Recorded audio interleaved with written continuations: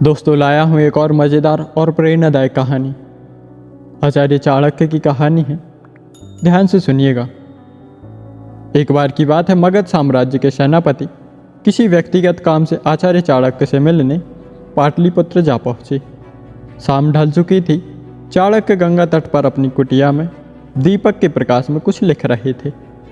कुछ देर बाद जब सेनापति भीतर दाखिल हुए, उनके प्रवेश करते ही चाणक्य ने सेवक को आवाज़ लगाई और कहा, आप कृपया इस दीपक को ले जाइए और दूसरा दीपक जलाकर यहाँ रख दीजिए।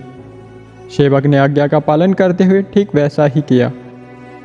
जब चर्चा समाप्त हो गई, तब सेनापति ने उत्सुकतावश यह प्रश्न किया, हे आचार्य, मेरी एक बात समझ नहीं आई।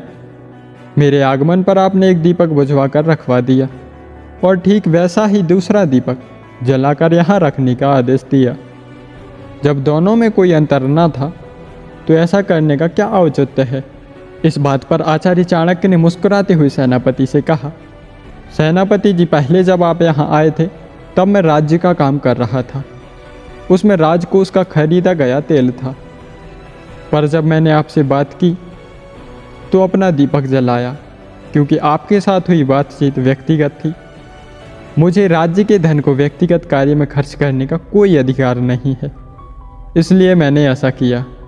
उन्होंने कहना जारी रखा और कहा, स्वदेश से प्रेम का अर्थ है अपने देश की प्रत्येक वस्तु को अपना समझकर उसकी रक्षा करना, और ऐसा कोई काम मत करो जिससे देश की महानता को आघात पहुँचे। प्रत्येक देश की अपनी संस्कृति और आदर्श होते हैं।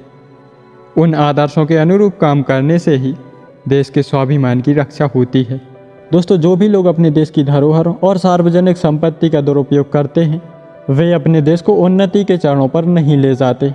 दोस्तों, आप भी ऐतिहासिक धरोहरों और सार्वजनिक वस्तुओं की रक्षा करके अपने देश की उन्नति के विकास में अपना सहयोग दे सकते हैं और अपने देश को उन्नति के शिखर तक पहुंचा सकते हैं। आचार्य चाणक्य की कर्मनिष्ठा और ईमानदारी आज पूरे विश्व में विख्यात है। उन्होंने अपनी ईमानदारी और देशभक्ति से ही चंद्रगुप्त को मगध राज्य पर जीत दिलाई थी। तो दोस्तों, आप लोगों को यह कहानी कैसी लगी और आपने इस कहानी से क्या सीखा, कमेंट करके ज़रूर बताना। और इसी तरह की कहानियाँ सुनने के लिए वीडियो को लाइक करें, शेयर करें और चैनल को सब्सक्राइब करें। मिलते हैं अगली वीडियो में एक और नई मज़ेदार कहानी के साथ। धन्यवाद।